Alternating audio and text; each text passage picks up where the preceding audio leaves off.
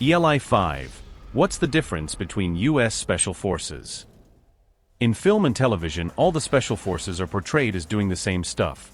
Go somewhere, off some bad guys, off a really bad guy, retrieve a MacGuffin, off some more bad guys on the way out, go home.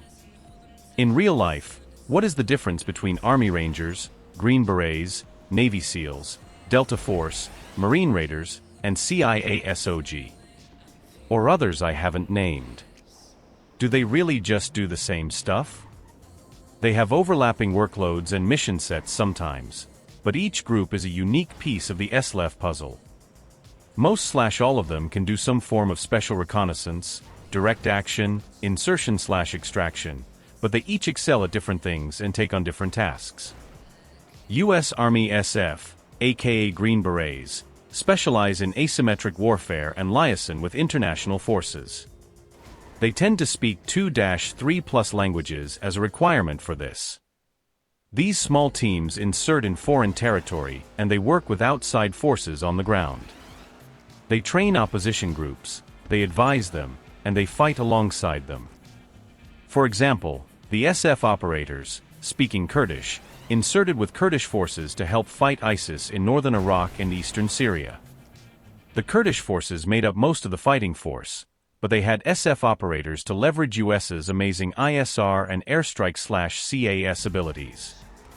Navy SEALs are the main Navy SF group, and they specialize in all forms of action with a high degree of capability in waterborne operations and amphibious warfare. Since something like 90% of humanity's major population centers are within 100 kilometers of major rivers or coastline, having this amphibious capability is a huge boon, and why the frogmen are so feared globally. Generally, the Navy is the USA's global projection force, and the SEALs are the SLEF aspect of that projection.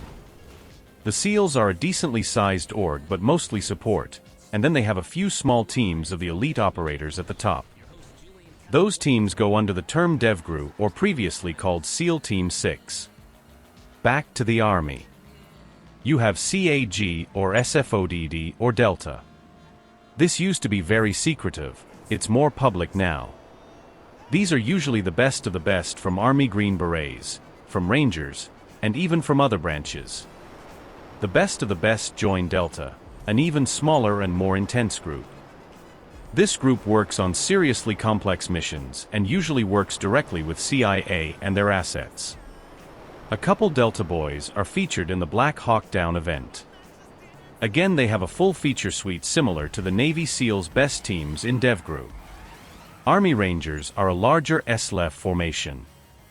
While SF and SEALs and Delta are much smaller teams, the Rangers field 3 full battalions. A sizable force for SLEF usage. They excel in key property/objective seizure behind enemy lines, taking a key bridge or taking an airfield, for follow-on regular forces to exploit, and direct action. Rangers tend to be the muscle that backs up smaller SF teams for when the fighting gets serious, or they deploy ahead of conventional forces for key terrain seizure and such. For an example, during WW2 when the Rangers were really created, they had one of the hardest jobs on D-Day. They had to land at Point du Hoc and then climb a fucking cliff and capture key bunkers and guns on top, all under constant Nazi fire. Marines as an entire force fought the idea of having a SLEF component for many years. Marines see themselves as the most elite standing force. They are as large as many countries' army. They are like the USA's amphibious specialist army in a sense, with full-spectrum multi-domain fighting just like a modern army. So the Marines bristled at the idea of making a small elite force within the already elite Marine Corps. But they conceded, and brought forth MARSOC.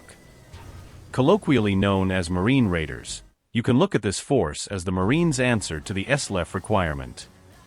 They do many mission sets, so it can be hard to nail down what makes them specifically different, but they are the Marines' SLEF component.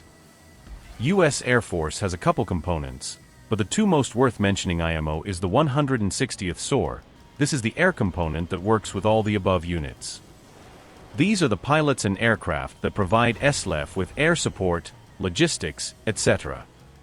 Also, you have USAF Pararescue, also known as PJs. These are the SLEF's Emergency Medevac Unit.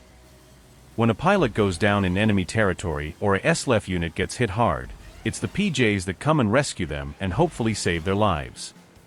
PJs are part operator, part medic/doctor, even part surgeon for some of them.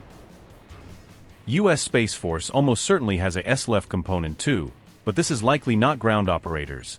Instead it's cryptography experts, satellites experts, signals experts, etc. highest-end guardians who handle cyber and space needs for SLEF. And I'm probably leaving out several other important units, in the CIA, in the NSA, the DIA, and several others. Each one can do multiple things, and they each tend to be the best at certain things. In this way, each branch has extended capabilities and overlap with the other branches, and the US can call on the specific best when the need arises.